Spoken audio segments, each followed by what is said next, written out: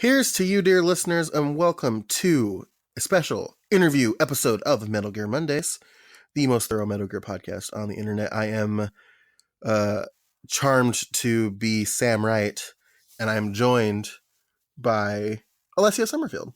Oh, hey. Oh, hey, y'all.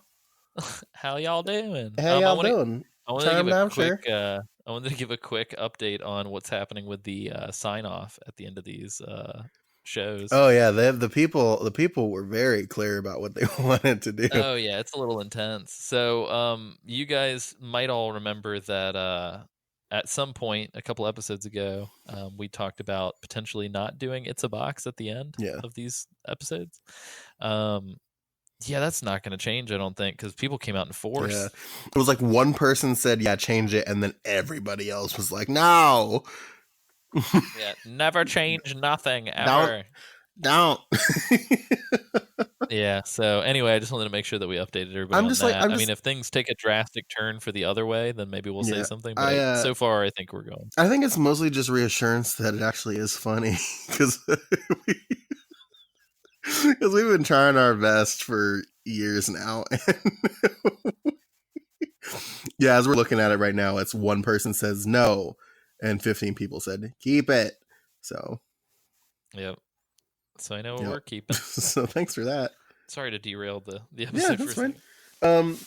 To bring us back into focus, we've been on a pretty solid streak, interviewing cool people for the podcast and talking to folks involved with the Metal Gear series. And this time we had a chance to talk to Meryl Silverburgh herself, Debi Mae West, who is an actual badass. Yeah, she is a fucking bona fide, like rock solid, fucking amazing human being. She mentions I think close to the beginning of the interview that like when she was growing up, she wanted to be a rock star. And I was like, I think she is a rock star. Yeah, you did it, Debbie. Congratulations. You did it, just in a different way. In a different kind of way, but she's out here living her life, being a badass. Yeah, not all rock stars have guitars, so exactly. So yeah, but we had a really good time talking to her. We just broke down in the middle and started talking about music, which is fucking awesome. Like it was a very good interview. We had a very good time talking to Debbie. Yeah, would do it again. 10 out of 10 would do it again. So 10 out of 10, 11 out of 10. Yeah, if at any point, if at any point we're super down in the dumps, I might just like reach out to Debbie and be like, "Look, Sam and I we're real down these days. Can we just talk to you for 30 minutes, please?" Yeah, just about like not even about anything video game related, just whatever you want to talk about. Yeah, she's great. So yeah, I'm excited for people to listen to this. Very, very much so. Yeah, we had a lot of fun. We got some fun insight into the process. We actually got a little bit of a answer about the whole Twin Snakes thing with the voice actors coming back, which is pretty cool. And that one just came out of nowhere. We weren't expecting that at all, but yeah. Debbie also interviews us in the middle of this. Yeah, she just kind of flips. She takes the tables and she flips them on us. So, very politely and discreetly. Yes. Like I didn't even notice it was happening, and then suddenly. Yeah. So you get to hear a little bit. I think we definitely talked about it on our on an extra op several months ago, but you get to hear kind of like the brief origins of Metal Gear Mondays in the middle of an episode with Debi Mae West. So, and we also discuss how she does a lot of voiceover work for like grocery stores and stuff, and how she said Save a Lot, right? Safeway or Safeway is what I was thinking. Yeah, that's so. Yeah, so she did Safeway. She did Safeway years ago, and then she does Fred Meyer. For anybody in this side of the country knows Fred Meyer. I have expected her to just be like Ann Kroger and Publix and. Well, Fred Meyer is a Kroger offshoot, so there's a chance they might use her voice for Kroger too. I don't know. I gotta keep an ear out. Yeah, as she was listing stuff, I was like, "Fuck, Debbie? Do you voice like every aspect of our lives?" Yeah, like, I was sitting here. She was listing off things. I was just like, "Fucking!" I've been just hearing Meryl in everywhere and not even realizing it. Subconsciously, is just the voice of everyone. Mm-hmm. It was like if cotton's the fabric of our lives, then Debi Mae West is the voice of our lives. You know what I mean? But yeah, so we had a really good time talking to her, and before we get into it, I guess we'll talk about our stuff. Yeah, we should probably plug, because I guess we just don't do outros on interviews, which is great. I think this is a much better way to streamline. Yeah, these. I think so too. So we'll just. Oh, you know what we did forget though? We forgot on both Dean and Meryl, or excuse me, Dean and Debbie. Good God, my brain. I promise I know what fiction is. We didn't ask either of them to give us an It's Just a Box. We didn't, and you know what? Whatever. Yeah, right. At this I'm point, just gonna throw one in just at random. At this point, I love that we do. I love that we talked about the poll at the top of this intro, and now we're just like, eh. I had to set it up, Sam. I had to set it up so that we could knock it down. Yeah. Gotta tear the establishment down. Of course. We have to know what we're tearing down before we tear it down. But yeah, so you can build us up and not tear us down by going to patreon.com/MetalGearMondays. You can build us up on Patreon, but you can tear us down on tweets and Facebook comments. Definitely don't add us. We are fragile boys. And we cannot take it. Yeah, we promise that we might look like we can take it, but then Sam and I will just be calling and texting each other about how sad we are. I'm going to be real with you. Let's get real for a second. Oh, God. I had kind of a shit weekend this past weekend. And except for seeing John Wick, I saw John Wick and it was very, very good. Did a certain email make you even more upset? Because it made me pretty upset. Probably. I need to relook at it. But... I'll talk to you about it off mic. Okay. But I just like some stuff happened, and I've been very transparent, obviously, about like my struggles as a person, and sometimes you just wake up and you just have bad days, and it was kind of like slowly going downhill, and just like little things were stacking up. It's just like, oh, wrestling sucked on Sunday, and Game of Thrones was bad. And it was just these little things like stacking on top of more serious stuff. And all I wanted, the only thing I ever wanted in the world was taco time. And so I drive down the road to the taco time, where the taco time is supposed to be located in my town where I live. No. And I like that you say supposed to be. And I try to turn in, and there's a gate. So I was like, oh shit. So I have to like keep going and turn into the McDonald's parking lot, and I park. They're remodeling taco time, and the building was completely torn down. And I was parked sitting in a McDonald's parking lot, and I just started sobbing. Like it was just like the last straw. So if anybody ever questions, Sam entered falling down from that. Yeah, it was just like I said. So I just like sat. I just like I went to McDonald's. I got a cheeseburger and a fucking Sprite, and I just sat in the parking lot eating it, real sad. And I was just like, it's like, so if anybody ever questions my status as a soft boy, just remember this boy sobbed over fucking tacos. I'll never forget. I love it. That's amazing. I'm sorry that you had that experience, Sam. But no, you can laugh. It's funny. Looking back at it, it's funny. Oh, but yeah. So all that to say, don't add us. Yeah, we will cry about it. But no. So Patreon, $1 a month. We have a Discord that we have a lot of listeners on that love to chat about stuff, and they would love to chat to you. We got people standing by to chat with you. 1-888 Metal Gear Sexy Monday. Singles in your area. No. Sexy welders on our Discord want to talk to all you. of our listeners. You know who I'm talking about. All of our listeners are sexy. So let's get one thing straight. But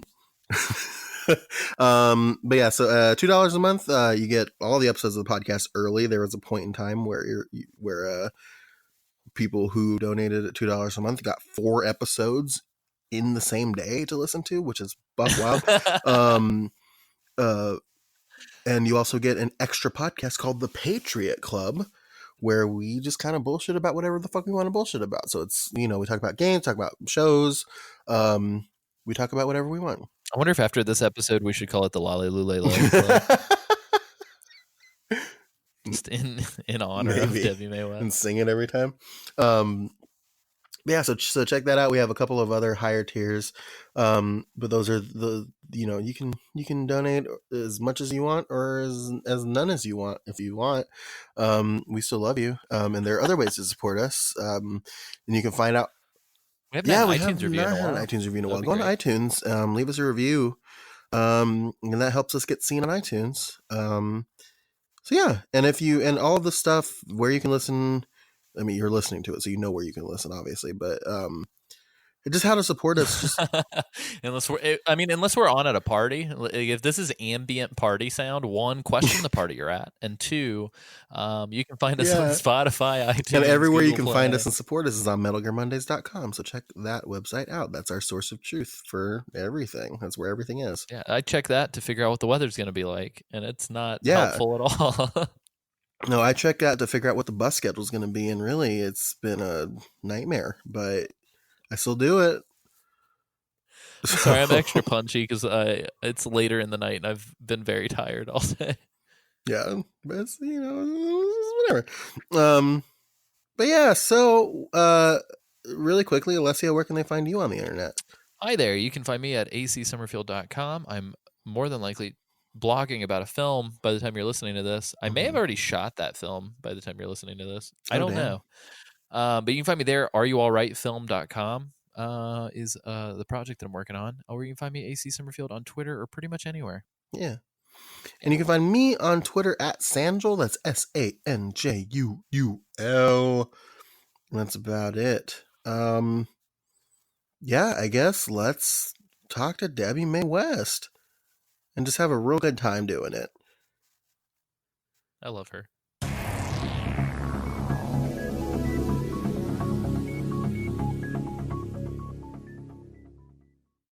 Button and we're in it. So perfect. Well, Debi, thank you so much for taking time out of your day. Absolutely. Yeah, this is kind of weirdly what's the word I'm looking for here? Coincidental. I was speaking with a gentleman named Dean Schofield earlier today. I know Dean Schofield. I haven't seen him in a very long time, but we actually didn't work together on Metal Gear Solid, but I know he was in the game. But I think we used to have the same agent, so Oh, nice. I've seen him over the years, but it's been a really long time. That's nice. You guys did an interview today? Yeah, it was actually around lunchtime. I took a long lunch and talked to Dean for about an hour. He's a really cool guy. I had no idea half the stories that he had for me, and it was really cool. Oh, that's Um, nice. I got to tell him what happened with Johnny after all these years. I guess he never knew what happened in Metal Gear Solid 4 for obvious reasons. That Johnny married me. Yeah, I was like, dude, you got the girl. You got the girl. You did it. Yeah, he asked if Johnny was still crapping his pants. I said yes, of course. Yes, the farter. I think that was really hilarious. I loved it. That was the funniest storyline. It was very bizarre, but yeah, I think you've been in so much that it was interesting to go back through and look at everything. But I wanted to ask you just to kind of get us started. How in the hell does one get their first gig out the gate as a Disney character? Well, it's a funny story because I was a singer. I went to music school and I was in a band in the 90s. And that was kind of what I really wanted to be a rock star. But I started kind of dabbling in learning about voiceover because a friend of mine said, you really have a unique voice and you should really think about it. And women were starting to really get more jobs at that time in the early 90s. And Pamela Adlon, who is Bobby on King of the Hill, she came to see my band. I think she was a friend of my friend Paul. And I remember sitting with her at a table and I was kind of asking her about getting into voiceovers. And she just sort of made it seem like it was really almost impossible. And I understand now it really is. It's almost like a fluke to have a career in voiceover because now more than ever, more and more people are doing it. But back then it was a very tight knit group of people that were lucky enough to work.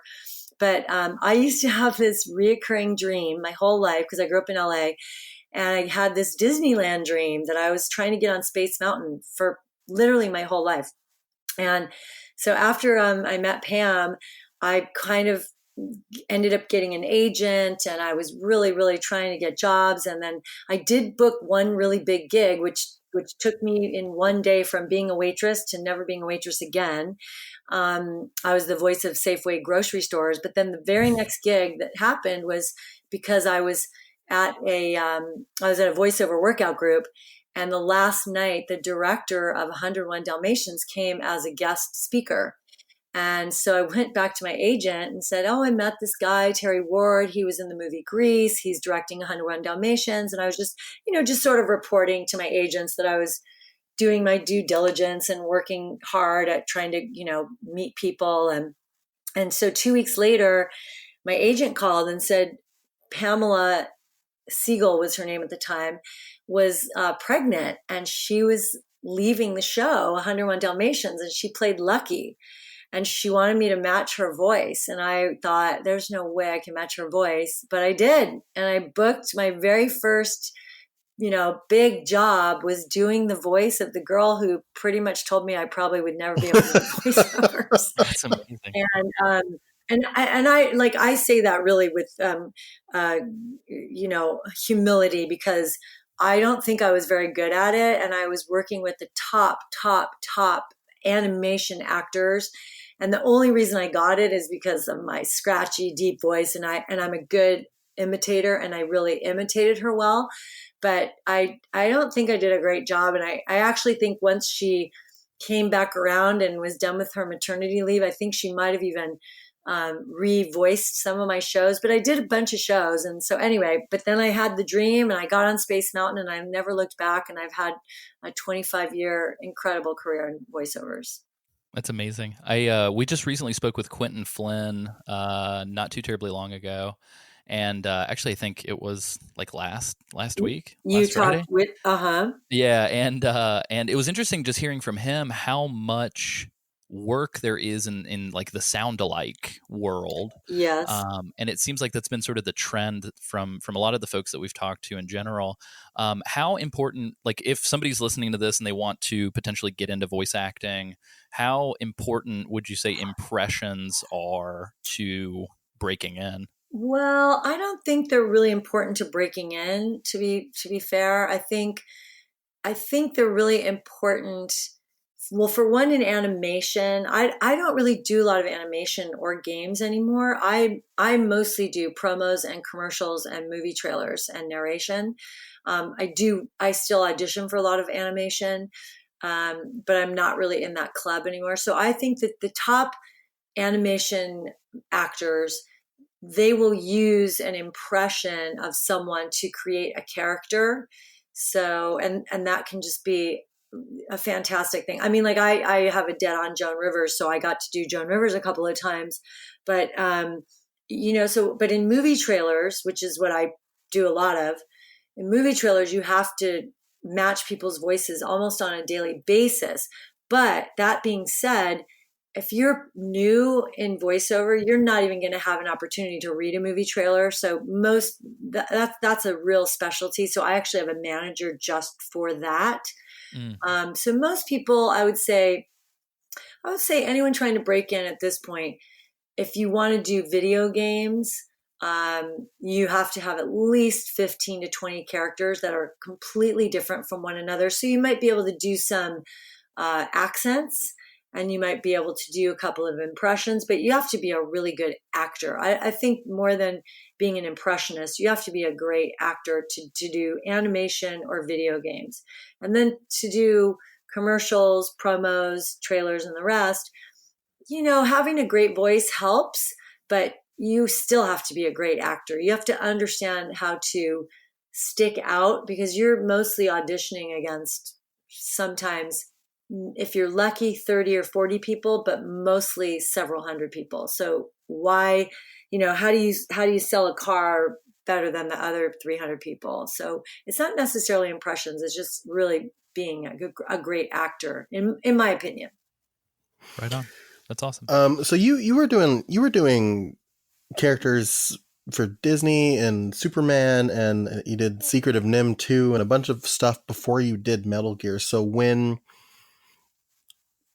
you were transitioning into doing something like Metal Gear, was that a little bit more risky at the time? Did it feel a little bit more indie in comparison to some of the other stuff you were doing?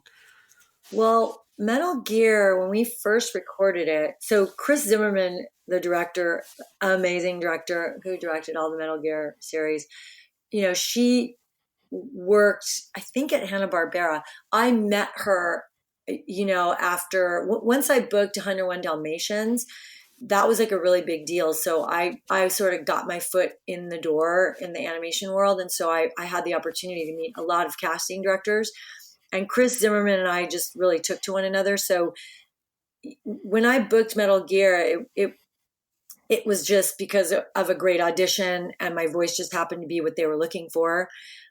So, and we had no idea that game was going to be as huge of a hit as it was, because it was a breakout game. Like, it was the first game, I think, that where they would stop and actually do a scene, and the characters actually had lives other than just lines. So it was a much more complicated game than had really been put out at that point, is what I've heard. So, like I said, I've never played a video game ever.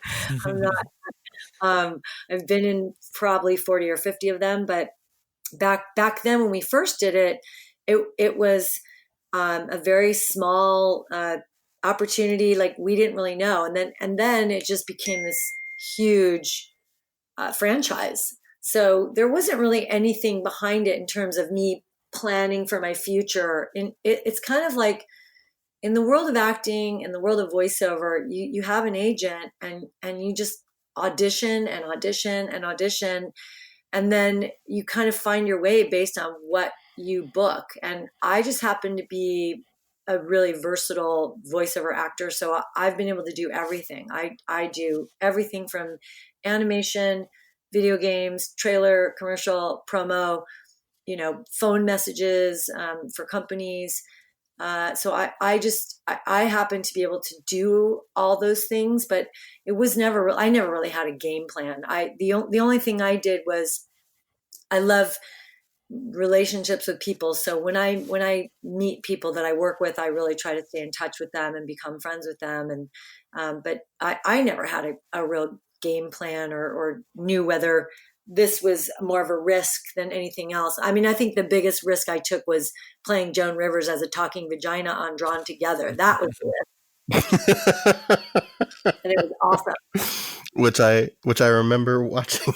So, yeah, it was my favorite job ever. Another person that we talked to previously was Cam Clark, who discussed the idea of, like, when you work on video games in the 90s, it was a lot of repetition and it was kind of a chore almost to do video game voiceover work. How would you describe working on video games in the late 90s and early 2000s? Would you kind of concur with that, or? Well, I would concur. I think for guys, probably back then it was a lot harder.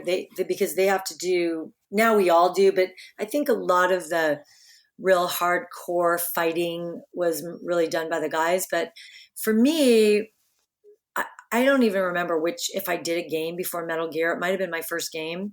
But I got to work side by side with David Hayter. So every time I recorded for Metal Gear, I was pretty much in a room with David acting, which was unheard of.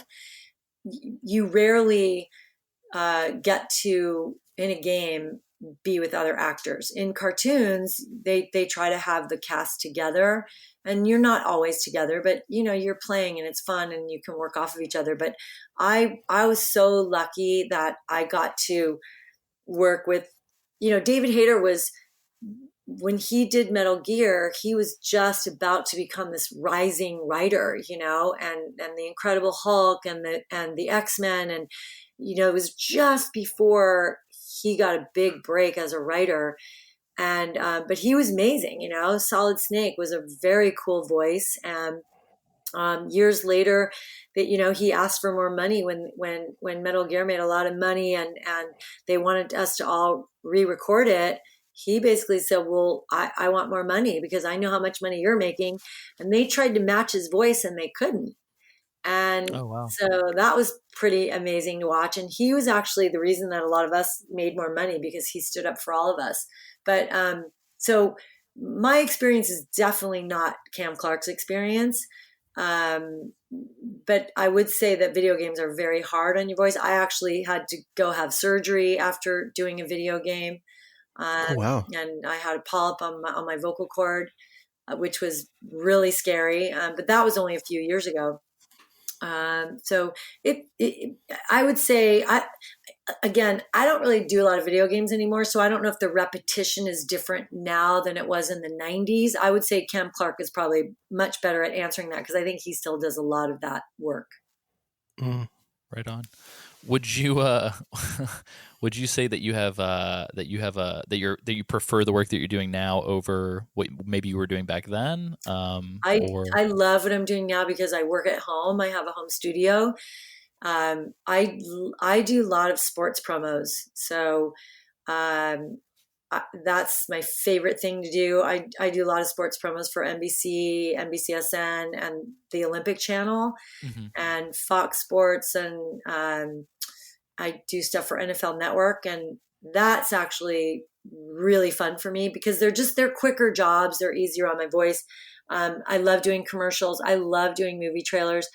I also love animation. I would love, and I think I'm feeling closer and closer to booking another animated series because I think my auditions are really solid right now. But I did kind of take a step back from that for a while and put a lot of my energy into promos. So I was the voice of HGTV networks for 7 years, and nice. I've been the voice of Smithsonian Channel and Nickelodeon, and I've done stuff for MTV, and I love promos because they're really fast jobs. And I became a surfer a couple years ago, so I work and then I go surfing and I come home and work again. And in the world of animation and games, it's a lot longer. You have to give a lot more time. And so I just, I'm a little older now.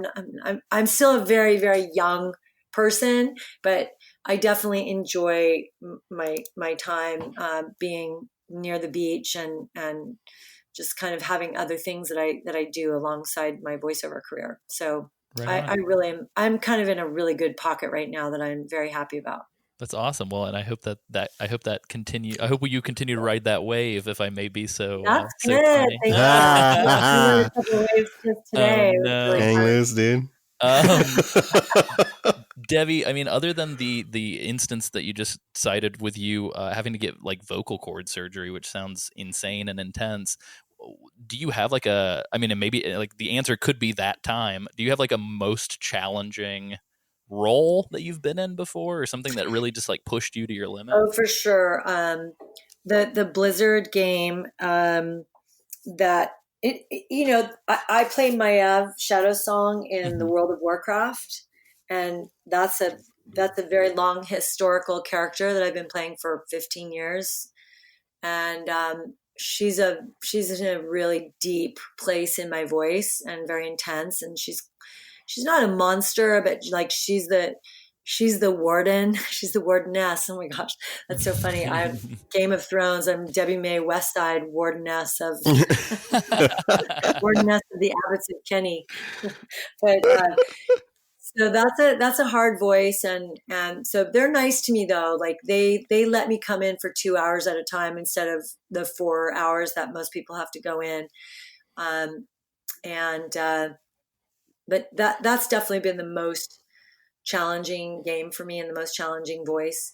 But I think for me what's challenging is that I've always had kind of a weaker, huskier voice. So even with music, I've always been challenged by kind of some weak vocal cords, and I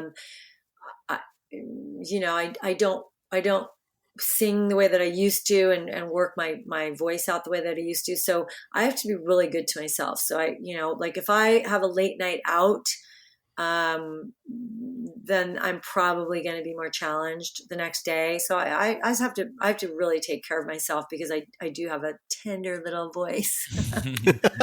Yeah, that's definitely an aspect of what you do that I don't think. I mean, we've talked to a few voice actors now, and I don't know how much sort of self care has played into those conversations. So I'm really glad that you touched on it because I definitely have heard, not just with voice actors but even singers, that it's like a really big part of what you guys do.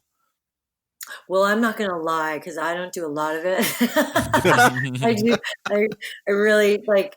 I do like wing it often, but I'm pretty. I know myself very well, so I can always tell like on a Saturday that I'm not going to talk on Sunday. So if I have a fun night, if I'm in a loud room and with I live in a quite a lively part of Los Angeles, so if I go to a restaurant or if I'm at a bar and I'm talking with people, I know my voice is going to be unhappy the next day. So I will generally, spend Sundays alone and I won't talk to people or I'll do a lot of texting and I'll take it easy. But I don't have like a hardcore routine.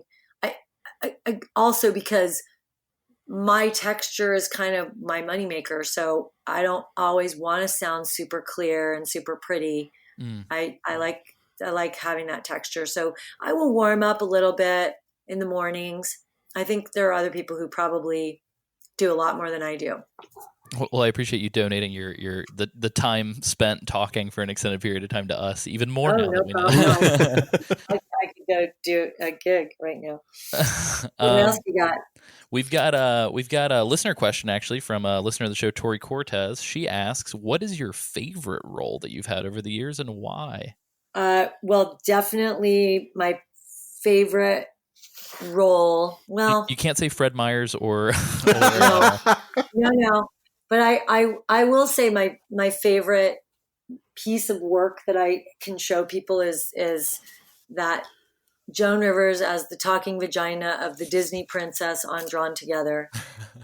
It was a real gift. It was a really fun day of work. And actually, the engineer that I've worked with on Fred Meyer for 16 years, he watched that show and he recorded it. And he actually made a little movie trailer in homage to me as the voice of Joan Rivers' vagina. Oh my God. And it's just really funny. And I married a farting dude in Metal Gear. I think fart jokes are hilarious. I love humor. I like sideways humor. So Joan Rivers as a talking vagina is just hysterical to me. And she actually was on Howard Stern talking about it, that she learned about it. And so I'm so proud that before she left the building, so to speak, that she got to see it. I never got to meet her. I always wanted to meet her and kind of have a little head to head with her. So that was definitely one of my favorite gigs. I get to announce all the Pro Bowl players every year and the draft picks on the NFL Network every year.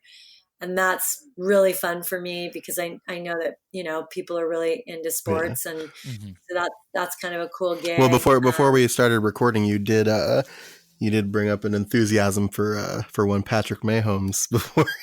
Oh, I love him. So she shamed me for losing my football team. I've actually gotten to say his name, and I like basketball a lot, but football I'm in and out of. But because of NFL Network, I do watch. And last season, that kid just blew me away, and so I was a Kansas City fan years ago, and then he brought me right back in, and so I'm rooting for him. I think he's a real star, and I can't wait to see what that guy does. And I'm so happy I got to say his name.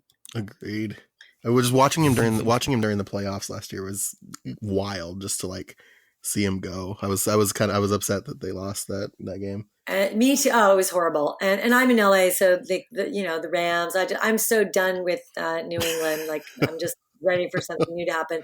But I do want to say one more thing about another favorite character was that I am very proud of Meryl Silverburgh, and not just because I did I do an amazing job. I was just kind of really playing my voice and playing off of David. And I think we did a really cool job together. But I think there are a lot of people that I've met over the years that just love that game so much still to this day. And so it's fun for me to meet people, even maybe an Uber driver, or when people start to ask me what I do, and if I get around to asking them if they have played games, and then Metal Gear comes up, people just freak out. And when I say I was Meryl, they freak out. And I've met a lot of really nice people over the years that just are so enthusiastic that Yeah. I Your natural speaking voice is very much like just Meryl. yeah. And so like if I was like walking down the street and I heard you speak, I would probably do a double take. Well, I have to tell you, weirdly, about a month ago, I was in an Uber and I was with 3 girlfriends, and we were coming home from something downtown, and the Uber driver literally at one point, I guess I said my name because I think I was the one that called the Uber. Mm. And then he was like, "Are you Debi Mae West?" And I was really taken aback. And he's like, "I'm a huge Metal Gear fan." And he's like, "Are you Meryl?" And I was like, "What is going on?" And he said, "I'm listening to you girls talk." And I kept thinking to myself, "I know that voice. I know that voice." And that is the only time that happened in my career of voiceover. There was one other show. We have a national public radio station here. Our local station is KCRW here in Los Angeles. And years and years ago, I was on a show with a fantastic writer, actor, just a storyteller named Joe Frank. And I was a storyteller on his show right when I kind of started getting into voiceover. And one time I was buying a ticket to a concert in a record store, and a guy said, "Are you Debi Mae West?" And I was like, "Yeah, why?"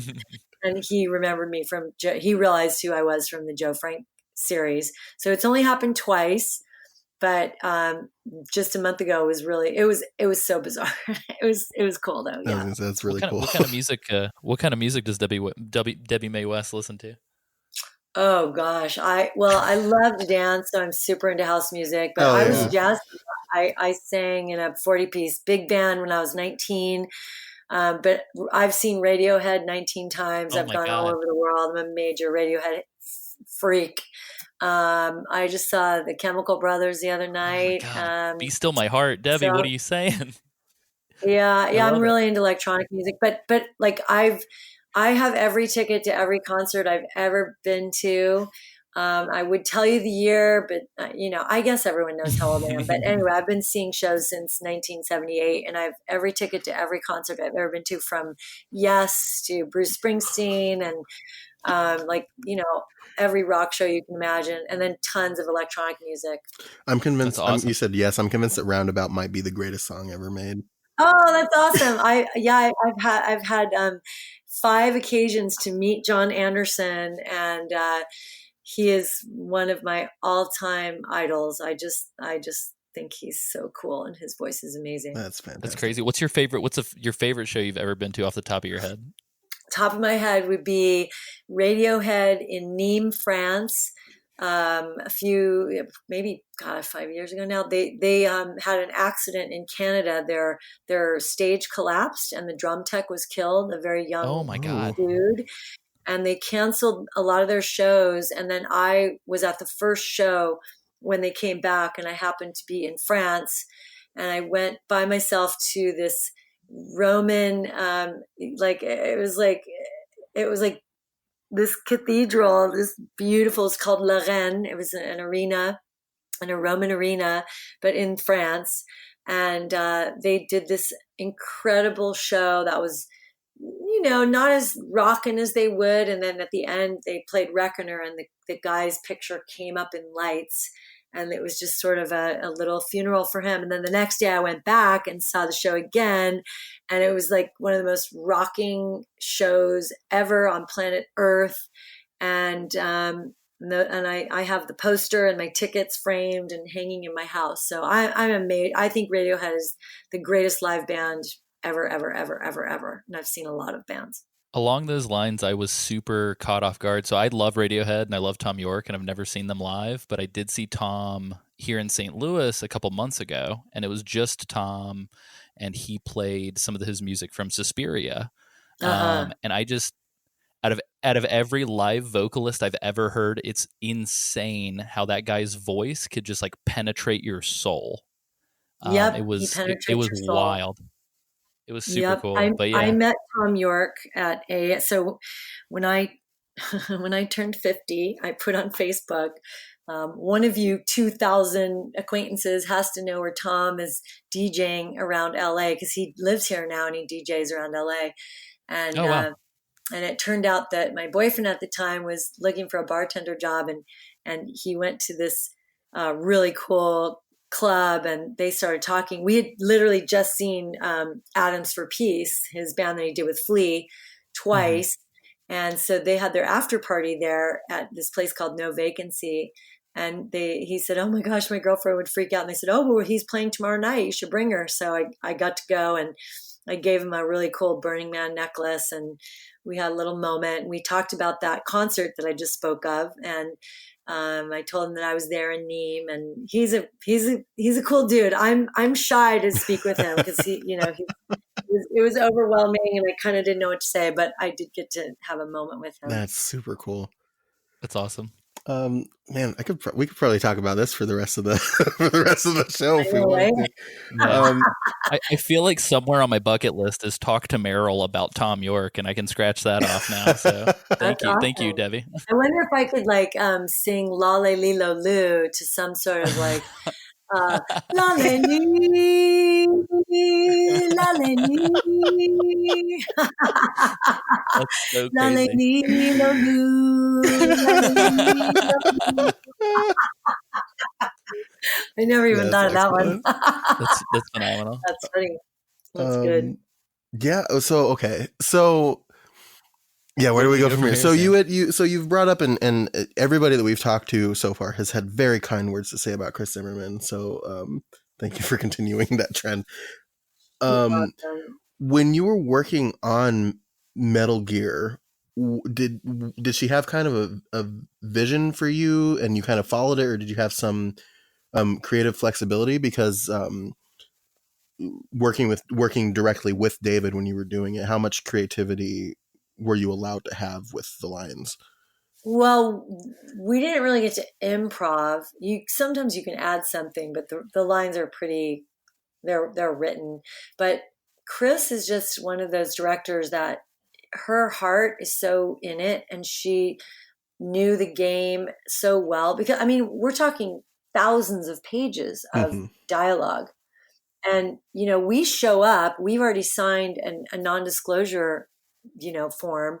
So I've never seen the words. And I never saw them again. So I walk into a studio and I'm looking at the script and basically kind of right there on the fly, having to figure out where I'm coming from, what's happening. So because Chris is such a good director and she knew exactly what was going on, she just made it really easy. And I'm not an on-camera actor. I only do voiceovers. So I've studied acting. I took a lot of acting classes over the years, but I'm not one of those people who is a true actor and then happened to fall into voiceover. I'm a singer who happened to fall into voiceover with acting chops and acting skills, but I don't have major acting technique. She has directing technique that is extraordinary, and so she just made it very easy for me. And also I wasn't putting on a voice. This is Meryl right here. I was basically down here talking, and I'm a tough chick. I'm fun. I am Meryl. If you saw me, I just found my Meryl doll the other day. I was cleaning out my shed, and I found a Meryl doll, and I was like, it really looks like me. Back then, I had fun red hair, and so I just kind of did me as a tough renegade, soldier. Can you hear Jorge, my cat? Yeah. He's like, where's my fucking dinner? Bring Jorge in as much as you want. It's fine. We're Well, Hefe's here now too, the dog, but he's not talking. What kind of dog do you have? I have an Italian Greyhound, Jack Russell. He looks like a little fawn because he has no tail. That's and crazy. Long legs. And then he has a brother named Jorge, who's an orange tabby ragdoll, beautiful coon, gorgeous cat. Oh, that's excellent. We're big. We're very big animal fans here on Metal Gear Mondays. How did you guys meet up, and what brought this together? What's your show about? Oh man. Oh man. No, we're getting grilled. You're the first person to turn the tables. Yeah. Oh no. Just for a minute, just so yeah, absolutely. We started doing this podcast close to 4 years ago. But it started out. It's not a thing anymore. But I had a website that I was a part of that was like a geek kind of topic website where we would write stuff, and I met Alessio on accident because he went to school with one of the people that started the website, and he was brought in by that person. And so Alessio started doing an article series about Metal Gear on the site. And once we kind of noticed that the site was like not doing so well with the article writing, we decided to turn it into a podcast because that was one of the things we bonded over, was our love of the series. And so it just kind of went on from there. Oh, there Hefe's barking. They're both like, dinner? Where's my dinner? Yeah. Meow, meow. I have a question. Oh gosh, his name is escaping me. Who became Snake? Sorry. Oh, Kiefer Sutherland? Yeah. Kiefer. So where are you guys? David Hayter, Kiefer Sutherland. Oh, we stand. Yeah, we stand for David all the way. Yeah. Isn't that a terrible mistake? Why did they do that? I never understood. No idea. Well, we've never quite understood it either. I think before the game came out, the fan theory was that David was voicing like a young Solid Snake in the game, so they didn't want to double dip. But then when the game came out, like there just is no David Hayter at all. Yeah. So yeah, I don't know. We were all pretty pissed off about it, and yeah, I think to this day, like there's never really been a straight answer given from anybody. I think they thought it was going to sell more, and they and by the way, like, how can you sell more of like one of the top selling games of all time? Right. Like, what more do you need? And why on earth would you take the star? I mean, yeah, Kiefer Sutherland was doing 24, and he's got a really cool voice too, but I think Solid Snake was David Hayter, and I don't know. I think it was really disrespectful to take that away from him. What I think was the biggest slap in the face with it too was Kiefer Sutherland doesn't talk much of anything in that game. Like Snake has almost 0 lines in that entire game. Like you can count on. Was that 5? Yeah, Metal Gear 5? Because I was in 4. And David and I were that was great. Coming back and working with him again was so cool. And then the guy that played Johnny, what's his name? Oh, he's got a great name. Do you guys know who played Johnny? I haven't seen him in so long. Yeah, so we've been kind of working our way through like the games in kind of chronological order with getting interviews established. So I actually have not gotten to the MGS4 like crew, but I can look him up real quick. Bang Spies. Yeah, Bang Spies. What a name. He's a really cool dude. And yeah, he's really awesome. I haven't seen him since, but that was the last time we got to work together. Yeah, Bang Spies. And then he has a brother also, Lark. Wow. Yep. Very cool. Aren't those cool names? Those are awesome names. Yeah. That's crazy. Yeah, we're I was actually going to save this for a little bit later, Debbie, but now I feel like we need to ask. And we asked so Quentin Flynn, we asked him the same question. So I'm hoping we can get a little bit of a different answer from you. We're hopefully going to be meeting Cam and David in the flesh in Seattle this coming weekend. And we're trying to see if we could find any like little inside jokes or anything that we can say to David to let him know that like, hey, we know what's going on. We're not just some like random fanboys. So I was curious if you had any inside scoops on something goofy we could say. I don't. I haven't seen David in a really long time. My last sort of communication with him was that I was sitting in a bar probably 6 years ago. And I don't even think this is going to help, but this was my last communication with him. Was I was sitting in a bar and I didn't really understand Twitter, and I was on it, but I wasn't really tweeting. And I saw him and I was like, oh, hey, David Hayter, what's going on? And he was like, oh my God, everybody, look who's here. It's Meryl. And my phone just started blowing up and all these people started following me. And I still don't tweet, but I will soon, because I just did an amazing Nike commercial and I'm going to tweet about it. But Nice. I don't really have any inside info on David. Like I wish that I did. What did Quentin say? Quentin said Quentin didn't have one for us, but he resorted to just recording a clip of himself saying, "Don't be a dick, do the interview." Oh, yeah, that was a good one. Is he being a dick about doing an interview? No, it's just really hard to get a hold of him. Yeah, we've both him and Chris. I don't know what he's doing, but is he still writing films and stuff like that? Yeah, I think so. I think so. I think he was. Unfortunately, it was like around the time that there was like a gun scare. But I think he was at Netflix's office a couple months ago, I guess, talking about something. And I saw on Twitter that I guess somebody thought somebody had a gun in the building, and so he was tweeting from the building in the middle of the emergency. But I assume he was there to talk about a show that he's working on or something. But who knows? So, yeah, I haven't seen him. I'm sorry, I can't. Wait, so you're meeting them where? Outside of Seattle, there's a small town called Renton, and we're going to the Renton City Retro to meet David and Cam at a convention. Oh, it's like one of those gamer conventions? Yeah. Yep. Cool. I've only done one. I spoke at the Blizzard convention. They're really odd. I don't at our time.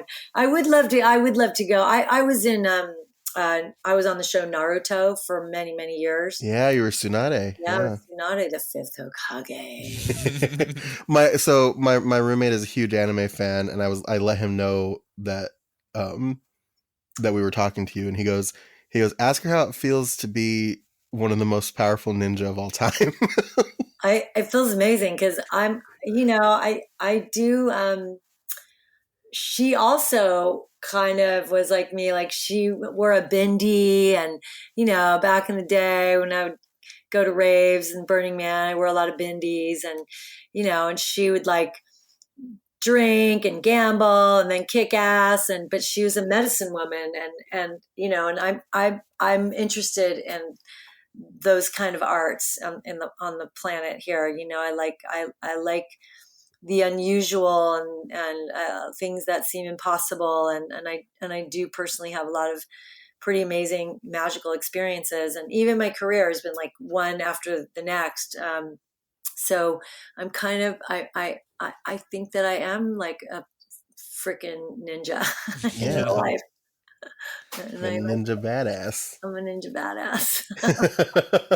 Well, in a weird way too, I think you and I'm not sure if you know this or not. So Meryl was in a game before Metal Gear that never came to the States. I think there's like an English fan translation or something now called Police Knots.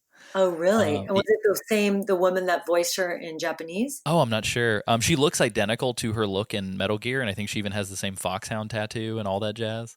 Wow. Yeah, it was another game that Hideo Kojima directed. But I was going to say, inadvertently, you've also voiced like a space police officer as well. So there you go. Cool. But yeah. We've got another listener question. This is from a listener named Cole Duncan. He asks specifically if there are any lines from the original Metal Gear that you still remember to this day. Well, I already sang them because that's the only one. La li li lo lu. And I probably forgot it, but there's a really cool restaurant in my neighborhood, and one of the bartenders there is a huge fan. And when I met him and we figured out, he figured out that I was Meryl, he was like, "Oh my God, la li li lo lu." and that's her only catchphrase. Like, there's nothing else really that I can recall. Again, we never read those scripts more than one time. It's like you say the lines and maybe you say it a second or third time when you're recording it, and then you never see it again. So other than that, there's really nothing is there anything you guys remember that Meryl said that was interesting? Johnny, stop farting. I don't know. that about sums it up. that was mostly your lines in 4 was yelling at him to stop. Right. And then it was so weird. It was like, and then we were getting married, and it was kind of funny. That was my only wedding ever. Actually, I've never been married, by the way. Oh wow, your only wedding ever was with Johnny. That's phenomenal. Yeah. I love knowing that. I think what we covered the original Metal Gear Solid as our like first thing we did for the show, and then we recovered it a couple months ago, and both times we discussed how very strange. There's a point in the game when you are taken over by Psycho Mantis, one of the villains, Oh, right. and doing the kind of like the possessed voice and like Like I wish I knew what I said there. you said because it was very what struck us about it was when you first meet Meryl, you're very tough, and like they make a point to be like you have these nanomachines, so you're not like you don't have any sexual attractions at all, and then you go into this scene and you're taken over by Psycho Mantis, and like you're saying things like, "Do you like me?" and "Make love to me." Yeah. And as adolescent boys, we were terrified. We were like, "What does she want us to do?" As adult men, we were terrified. I remember working on that scene now with Chris, and it was very sexy, and it was like, "Do you like me?" I remember doing that. Oh, no. But I remember also there was a scene where I had to cry. And in the first one, and I'm in a bathroom, I think, and I'm looking in a mirror, and it was very intense. And I don't know what happened. I don't know why I was sad. Do you guys know? You were talking about, I think the character was talking about how she got into the military because of her dad. And all kinds of things. Right, her dad. Yeah, I knew that to do that. Well, I was really crying, and that was, really an amazing time where, again, Chris Zimmerman took me to a great place, and it was very emotional. And so I don't remember the lines, but I remember being so excited. Tsunade got very emotional too. And it was, I remember crying on that, in that recording studio as well, because my boyfriend had died and my kid brother, and there was a lot of emotion. Oh, wow. That's crazy. So just because I know we're kind of getting close on time, and we definitely want to be respectful of your schedule. You won a Spike TV Game Award for voicing Meryl, specifically in Metal Gear Solid 4. Do you win awards often, Debbie? That was the only award for a voiceover I ever won. Oh, wow. And it was super fun. I got to go to the Spike Video Game Awards. They didn't, it was funny. My friend that I was with, because they didn't announce all the winners, and I was one that they didn't actually bring up to the podium. I wish they had. That would have been fun. But he actually went backstage and somehow found out that I won. And so I actually have I have a trophy, a Spike video game trophy, but that's it. I've never, I love what I do, and I've had a wonderful career. And I think there are more people in voiceover now that are kind of going to more conventions and, going to awards, like putting themselves up for awards. And I've just never really done that before. There is an award show called That's Voiceover, and I am thinking of entering myself, only because I'm so proud of a couple things that I've done. But you have to pay for it, and it's all kind of like self-aggrandizing kind of things. And I'm just, that's not really who I am. Mm-hmm. And maybe I'd be more famous, or if I tweeted, and I don't really do that stuff. I kind of, once I'm not working, I just kind of go and live my life and have a really good time, and I have a lot of friends. And go do your surfing and have a great life. Surfing and traveling, and kind of not doing that sort of thing. But it's okay. I kind of, sometimes I wish that I had done a bit more of it. And like I said, I went to that Blizzard conference, and it was odd. There were people who had done it a lot, and like girls were crying when they would meet some of these girls, and they were like, "Oh my God, you changed my life." And I just was like, yeah, I want to be out there changing the world in other dynamic ways, rather than just being a voice that someone has fallen in love with. Yeah. Well, and it's so People weird have it. too. I think because we talk about a lot. I mean, we've been talking about Metal Gear for 4 years, so we talk about a lot of weird shit sometimes. And I think How many times have you guys Oh played? Lord. I mean we've been playing these games probably since Yeah. 1998. I Wow. played Metal Gear Um, Solid. Metal Gear Solid is my first like video game like that I can remember. And I remember I Yeah. played it. It was so special to me because I played it with my dad. Yeah. So Wow. my How old's your dad dad? is actually, so when I turned 25, my dad turned 50, so he'd be yeah, so he So was he young was at the time. So he young. would have been so now he's like, yeah, so he would have been pretty young at the time. And we spent a lot of time playing that game. And so it has a special place in my heart. Snake and Meryl and all those That's characters. very sweet. I was thinking of something just now when you were saying that, and then Oh. I forgot. oh no. Shoot. It's gonna come to you at like Oh 3 in the morning, gosh. and you're just be like, oh well. I know, Yeah. right? Like, oh, that's what I wanted to say. Um, Yeah, there's a weird I don't just to kind of walk it back for a split second. I feel like there is a weird with us running like a fan show for all intents and purposes. There is this weird moment when I'm reaching out to people for interviews where I know that you guys are probably reading these emails being like, ah, fuck, it's another one of these like super weird fan guys that are reaching out. And like, there's just such a level of weird projection and kind of, I don't know, like fans put so much on this stuff that I feel like it puts us in a weird divide where it's even like difficult to have conversations like face to face or even set up interviews just Yeah. because there's this like fanboyism kind of Yeah. rabid like which is why It's definitely, I mean, for me, I've only done a few interviews. I actually was on a show on YouTube. I can't remember the guy's was name, it but the I was Kodak? I close. think I just saw this not too long ago. The guy was like Young Yeah is the guy's name. He's like an Asian No, guy. no, no. That was on that's probably up on the web, but this was a guy's actual show about games, and he flew me to oh, San Oh Francisco wow. and interviewed me, and it was fun. I just don't, because I'm not that involved in the gaming world. I just wonder if I'm even interesting enough to interview. So the times when people reach out to me like you guys did, I'm like, well, I don't really know the answers, which is why when you sent me the questions, I was like, oh no, we'll have a conversation. and We'll have a great we spent conversation like because you five had minutes great talking about questions. Radiohead and music, so like that's dope, right? Right. No, totally. And that's the thing is like, I'm more, I'd rather like have you guys get to know me as a Yeah, well-rounded person than just Meryl. Cause I am, you're a I'm fully a mean realized nerd. human. Well, I'm always on that path. I never Yeah, know if we're ever fully realized, cause then maybe that's when we yeah. take our last breath, but I'm definitely becoming always.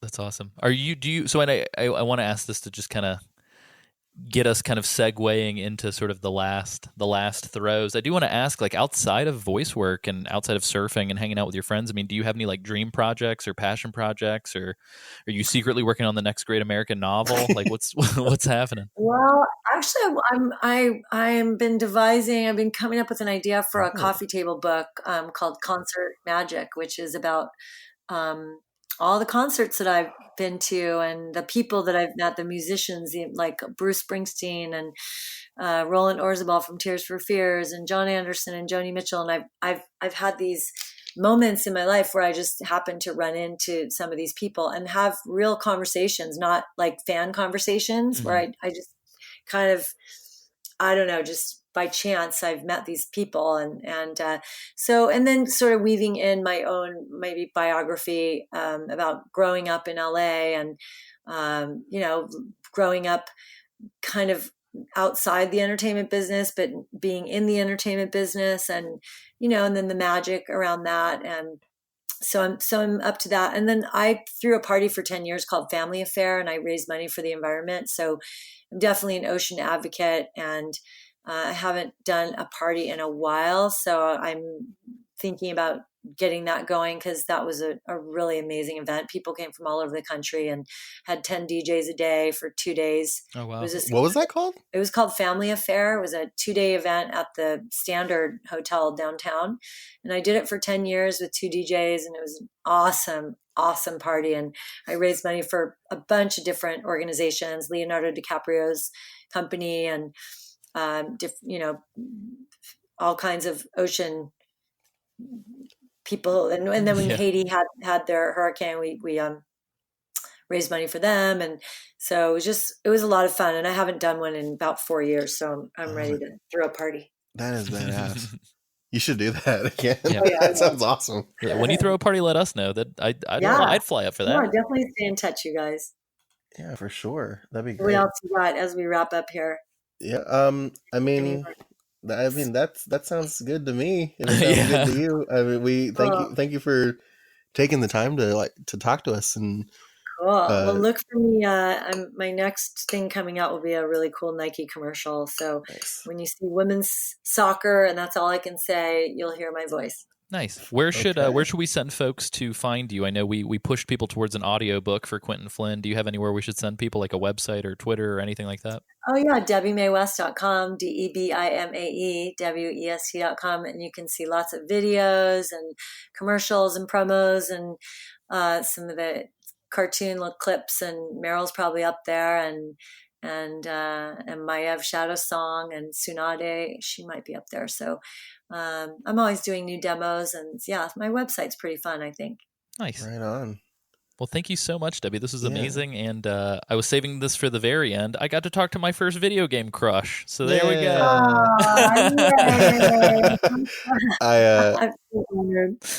It is very weird. I'm sorry. I will never be able to walk into. Fred Meyer has become a very different experience for me going forward. Well, I'll just end with this. What's on your list today? Fantastic. That's amazing.